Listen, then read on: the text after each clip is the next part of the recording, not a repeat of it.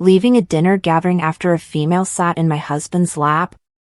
I'm still shaken by everything, so I apologize for my rambling. My husband, Jake, and I have been married for 3 years, and he has always been close to his best friend's sister, Cindy, 18F. My spouse would often talk about her and how he had watched her grow up over the years. Cindy is constantly upbeat and seems to like Jake. When we were dating, she would frequently beg to join us on our dates. I never really said anything because I enjoyed spending time with her as well. She was like a younger sister to me. When we announced our engagement, she told my husband that he better not forget her after getting married and to continue hanging out with her. So we got married, and I even made her my bridesmaid. We soon moved to a new state and lost communication. Jake's best friend came to stay with us for a while, and Cindy joined us as well. When she saw us, the first thing she remarked was how hot my husband had become and how delighted she was that he did not resemble those dull married men. Then, throughout their stay, Cindy would ignore my presence and get too near to Jake. I told Jake that it seemed wrong and that I should encourage Cindy to tone it down, but he said that Cindy is just a little juvenile and that she is like that with everyone. On their last day, we decided to hold a dinner party for everyone. During the party, I was with Jake when Cindy approached me and said, "Oh, I need to steal your husband for a while," and before I could say anything, she grabbed Jake's hand and took him to play some games. I ignored it because it was their last day, but then she got way too close to Jake and kept dragging him away anytime I was around, giggling at me. When everyone sat down for supper, I sat near Jake, and Cindy arrived last.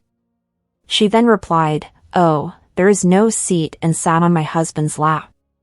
Everyone was surprised, and Jake laughed. "Cindy, stop acting like a kid, you're not a kid anymore." Cindy began laughing, saying it was a joke, and got up to sit in the other seat, giggling at me. Yeah, I was furious at the disrespect and Jake's complacency, but I didn't want to say anything negative, so I excused myself, got in my car, and drove away. About an hour later, Jake called to inquire where I was. I told him I was going to my friend's place and would return after Cindy had left. I realized what I did was wrong, but I was so angry at the time that if I had stayed any longer, I would have probably begun fighting or sobbing. When I arrived the next day, Cindy and her family had already left. Jake was furious and said I went too far. I burst into tears and told him how upset I was by everything. He stated it was disgusting of me to think such things about Cindy, and that she was similar to his sitter. I informed him that I didn't dispute his intentions, but I was upset by Cindy's disrespectful behavior, and that he was enabling her by saying nothing. He began saying that I sounded foolish and couldn't take a joke, referring to the sitting on the lap event. I told her I didn't want her in my house again. To top it all off, Cindy sent me a message apologizing for making me feel nervous about myself and promising to make me feel better, but I should not have gone because it was childish and ruined the vibe. It felt so backhanded that I didn't say anything to her. I just informed my hubby he needed to keep a distance from Cindy. He questioned if I was giving him an ultimatum, and I replied that if he is willing to reject and disrespect my feelings for Cindy. This really rubbed my husband the wrong way, and he said that since I have such nasty thoughts in my head and am giving him an ultimatum anyhow, he might as well go since he cannot leave with such an insecure person who has such disgusting thoughts about him. He packed a bag and departed for his mother's house. I've tried apologizing several times, telling him how sorry I am for everything, but he ignores my texts and calls. Later, Cindy's brother texted me and called me a number of things for thinking so negatively of his sister, saying Jake should simply leave me and that a nasty person like me deserves to be alone. I couldn't stop crying afterward. I don't know how to repair this. Is there a way to get back? Was I wrong to deserve this? I don't know anymore. People who have asked about our ages, we are 25 years old and only a few months apart. Update: thank you to everyone who responded and given me wonderful advice via personal communications. I couldn't read all of the comments, but I now know my views are justified, and Cindy crossed bounds. During the dinner, Cindy, her brother Sean, and his girlfriend were present, as was their cousin Derek, also a personal friend of my husband, and his boyfriend. So I called Derek and inquired about the incident and what transpired after I left. He was empathetic and stated that after I left, they expected me to return after some time, but when I did not, Sean's girlfriend informed Cindy that she was quite disrespectful. Derek and his boyfriend both stated the same thing. Cindy began crying, stating they didn't have to corner her and attack her over a foolish joke, and that she had no idea it would escalate so quickly. She then exited the room, crying. Jake wasn't sure what to say, and everyone went early the next day. Derek also stated that Cindy had always struggled with boundaries, and that when he introduced his boyfriend to everyone, Cindy would come too near and joke that she was simply checking to see if he was truly gay. They were also uncomfortable with it, so Derek challenged her, to which Cindy rolled her eyes and said they couldn't take a joke before stopping. This all seems odd. I'm not sure what's going on with Cindy. Sean's girlfriend also texted me, apologizing for what happened. I informed him that Sean's communication was inappropriate, but she had no idea, so I emailed her a screenshot and asked her to warn Sean not to harass me again. She apologized profusely and promised to talk to him. Now my mother called and inquired what was going on because Jake hadn't told her and simply stated we had an argument. I was afraid to tell her but eventually told everything. She was furious with my spouse. She stated that they will come to talk. So, yes, I'm just waiting for them to arrive and nervous. I'm not sure if what I did was correct or wrong, but we'll see. As for people claiming that my husband is a pedo or that they are having an affair, I know this is far from the truth. I never questioned his motives, but what upset me was Cindy's lack of respect for me. Update 2. So my mother arrived with my husband, and the talk occurred. There were many things, but I'll attempt to summarize. Jake basically apologized to me first and attempted to explain his point of view. He stated that he was angry because, I left without saying anything for the entire night while he was literally trying to defuse the situation and laugh it off because it was so awkward he didn't know what else to do, but instead of communicating, I simply left him in that strange situation. He was meeting his friends after a long time and just wanted the evening to be pleasant. Cindy was leaving anyway, and we would most likely never see her again. B. He recognized Cindy was overstepping bounds, but he didn't know how to bring it up because he had actually seen her grow up and she is like a little sister to him. She also acts like that with everyone else. He assumed it was only for a few days and he didn't want any drama during their stay, so he ignored it. He did admit that he was wrong for not saying anything. C. He was already frightened and depressed since I had departed without explanation. Even when I arrived, I never asked him how he felt. He was also overwhelmed by everything and thought I was accusing him of doing nothing when he literally pushed her off as kindly as could when she attempted to sit. He believed I was assaulting his character and even offered him an ultimatum, which saddened him because he felt I thought less of him. It wasn't about Cindy. It was about how easily I might doubt his sincerity. He mentioned after supper that he was going to be really LC with her. D. He apologized for not speaking up about Cindy's attitude towards me and for departing in that manner. Then, once Jake had stated everything, Mill presented the problem to him from her side. She reprimanded him a lot too. In brief, she informed him that as a husband, it was his responsibility to make me feel like I was his priority, and that he disappointed me when I had to approach him to establish boundaries. As a husband, it was his responsibility to ensure that I never had to confront him about this in the first place. She also asked him how he would have felt if it had been a guy on my lap, to which he replied with silence. She informed him that what I did was an outburst of pent emotions, and that it was his responsibility as a spouse to look after me and never let me leave in the first place. She said a lot of things, and Jake seemed to understand and really apologized for his behavior. She told him that if he pulled such a trick again, he should not expect her to take him in. Later, she took me for a walk. It was just the two of us, and she also explained some things to me. She apologized for everything, but revealed that Jake was still distraught at her house. He didn't tell her since he probably felt he was wrong but was also overwhelmed by everything else. She stated that she was not excusing her son's behavior, but hoped that I would forgive him. She further stated that I should not leave my residence under any circumstances because it was my home and family. She said I shouldn't be scared to speak up if something makes me uncomfortable, and that if Jake does something stupid again, I should tell her and she will set him straight. She hoped we could work it out since she had witnessed our love for each other, and it would be horrible to see us split up because of some disrespectful child, her words. She claimed she couldn't intervene in our problems, but she advised we seek counseling to better understand one another. She even got me ice cream. I know it's stupid, but she said sweet things work like a charm when people are sad, and she was correct. So it was awkward at night. Jake entered our room, and we didn't know what to say. After a while, we spoke and both apologized to each other. However, I did express my anger at him for telling Sean everything and how terribly wounded I was by the text he gave me. He replied he didn't know what I was talking about, so I showed him the texts. He claimed he didn't tell Sean about our fight and only informed him that he was at Mom's house. He phoned Sean, who, as it turned out, told Cindy about how she went too far during the party.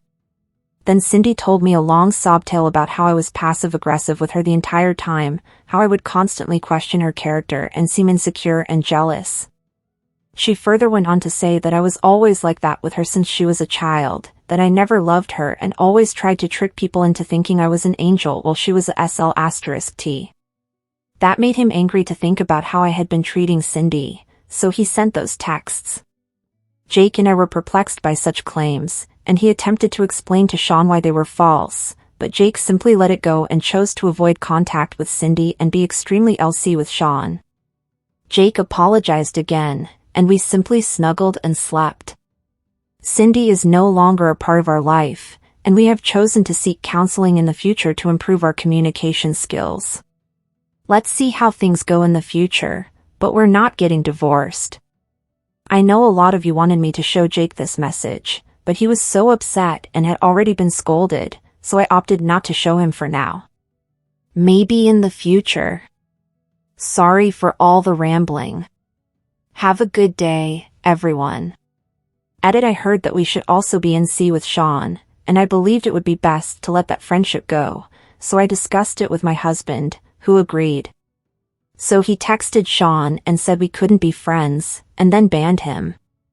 To clarify, I have somewhat forgiven Jake for his actions, but I have informed him that he needs to rebuild my trust so that I can rely on him in similar situations. He agreed, and we will seek relationship counseling as well. Thank you all for your suggestions. You've made me feel less lonely in all of this.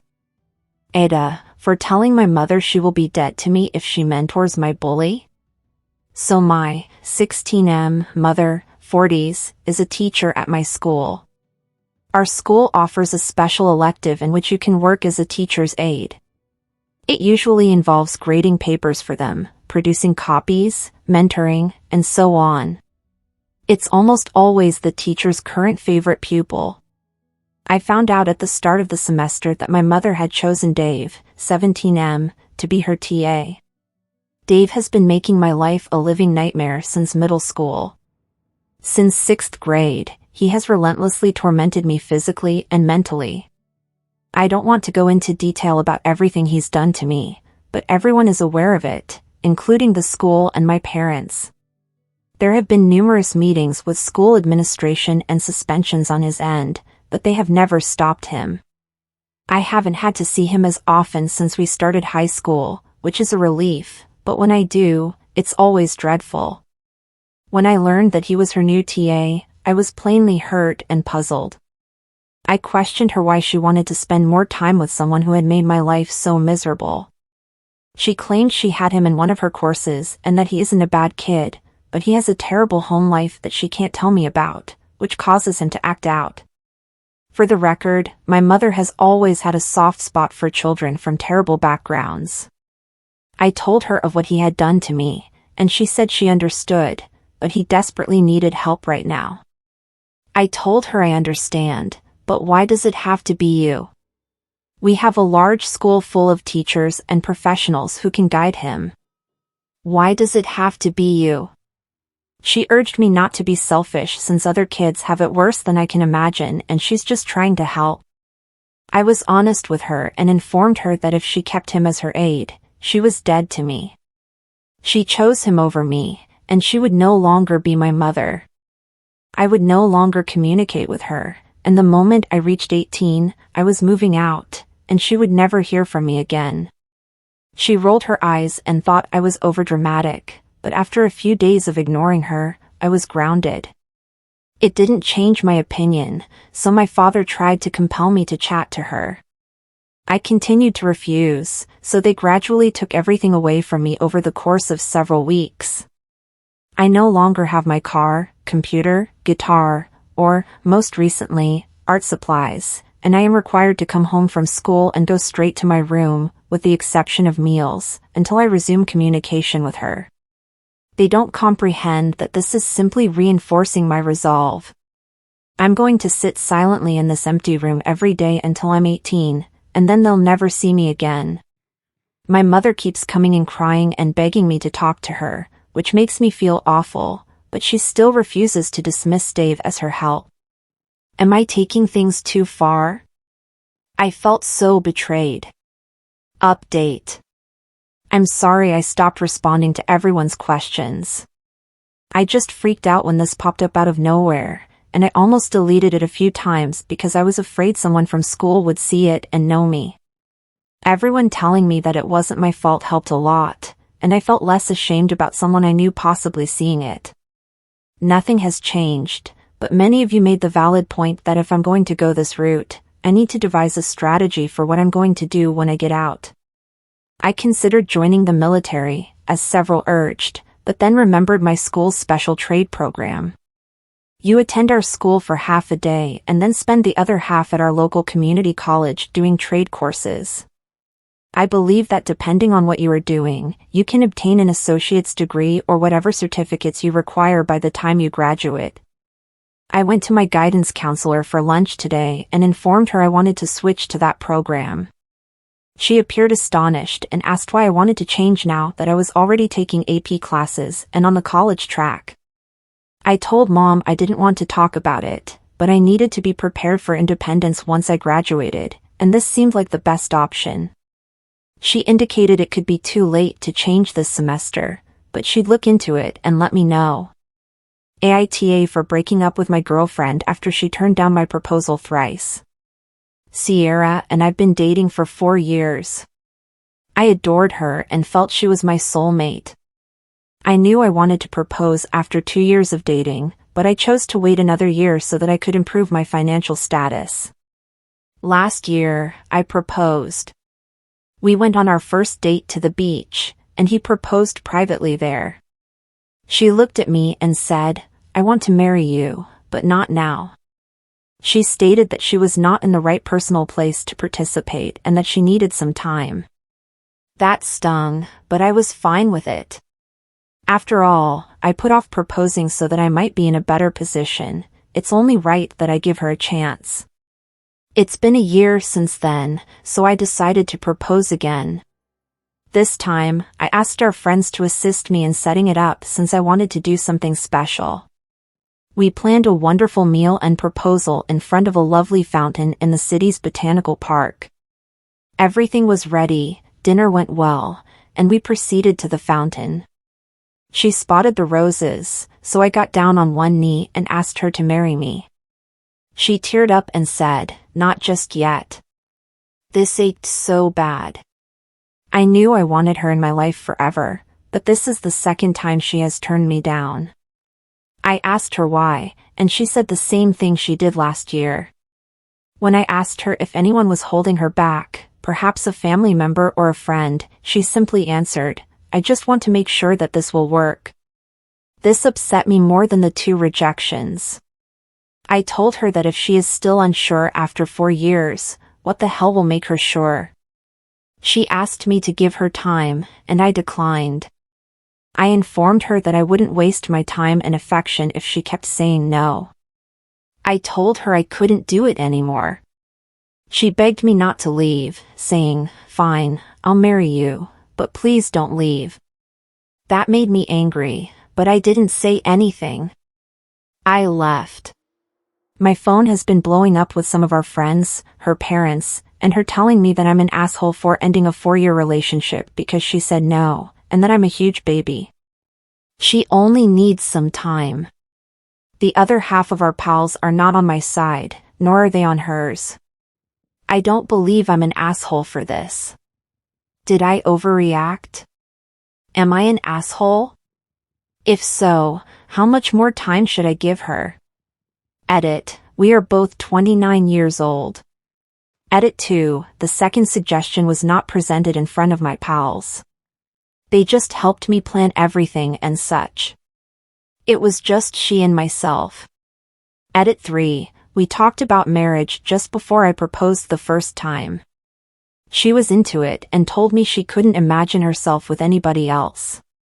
She appeared enthusiastic about the prospect of marriage, which is why I was surprised the first time and then upset the second. Ada for waiting out my prenuptial agreement before divorcing my adulterous wife.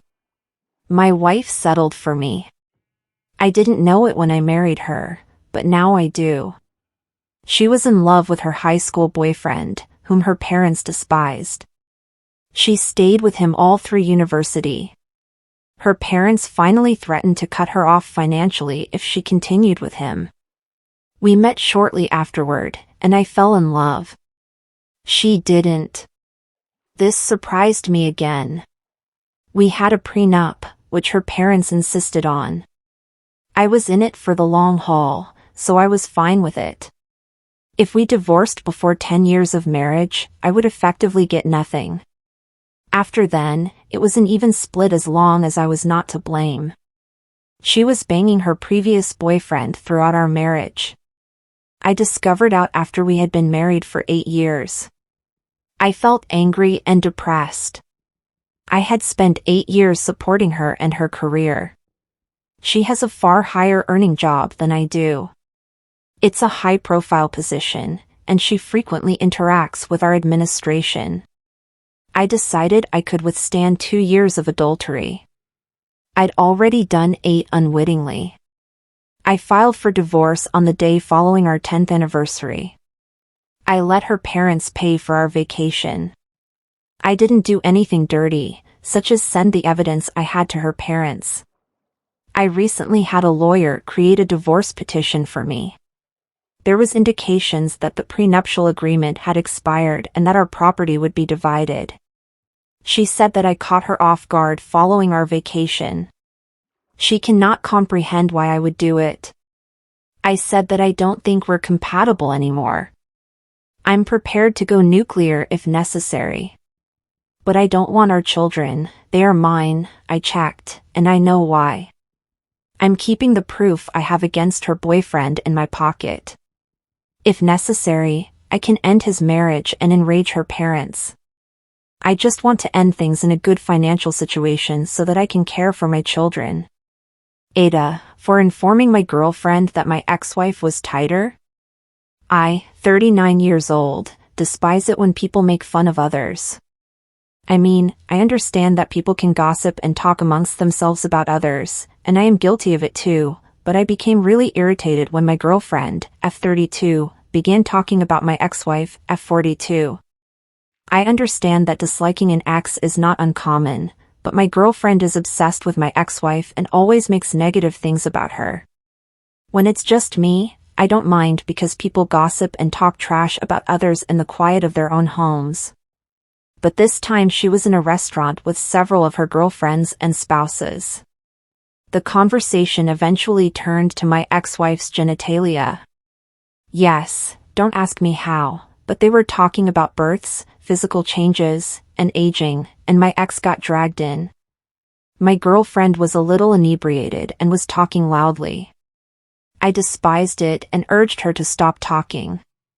When I become offended, she doubles down because she wonders why you care. Why don't you want me to talk trash about your ex? She's told me this previously. She was now talking about how my ex-wife must have a big one. We have 2 children, F4 and M2. The girls began laughing and saying you.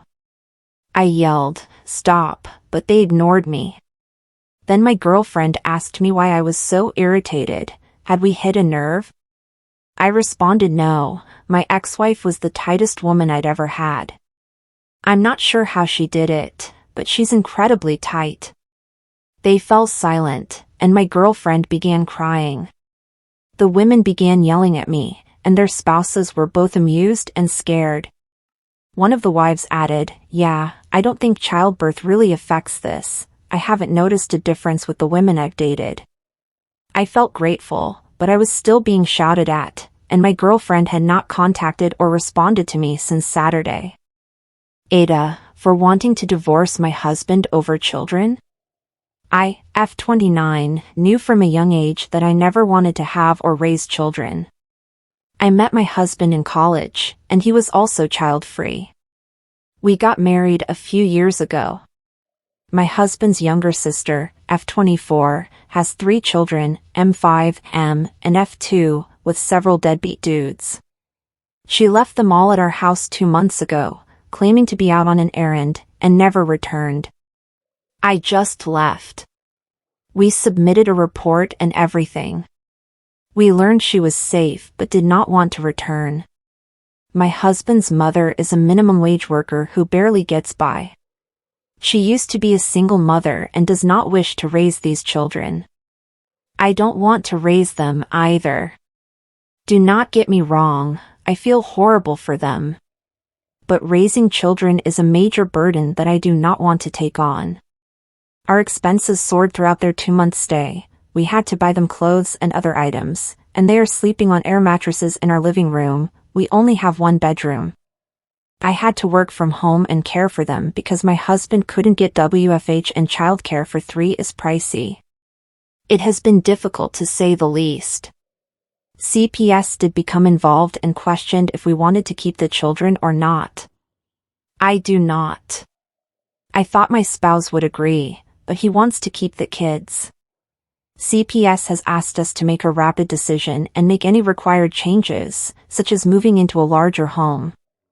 My husband and I have gone back and forth about this. I can't live the next 16 years like this. Raising kids is difficult. And pricey. But he wants to be present for his family. Which I understand. So I told him yesterday that I want a divorce. Quickly, before he made any promises, and dragged me in with him. He called me an AH for divorcing over children. For leaving him when he needed me. I informed him that he was aware of my boundaries in advance, and that this was a unilateral decision. Children. Ada? Some pertinent information, as requested in the comments. He leaves before 7 a.m. and returns home just after 8 p.m. He doesn't help much in the morning because he needs to get ready for work. Still, let's give him 2 hours, generously. He assists with children after he arrives, around an hour or 2. He has only 1 day off, Sunday, where he still does not take care of the children himself and requires my assistance. I attempted to tell him I needed the day to work, but he kept interrupting me every 5 minutes with something. Basically, I am never off the clock, and he is rarely on it. Yesterday was the first day he did everything, or tried to, by himself. And it was a disaster. Details are provided in a comment. This is to hopefully make it clear that, while he made the commendable decision to raise children, he is not rearing them. I would be. Wanting to make a selfless decision is wonderful as long as you follow through. Do not volunteer someone else. This isn't relevant, but it gets frustrating when 1 out of every 5 comments is about wedding vows. We didn't use typical wedding vows. We don't believe until death do us part. Our vows included not having children. Our pledge was to stay together until we were happier apart than together. Staying in a bad relationship where you despise each other simply because you made a commitment was never appealing to us.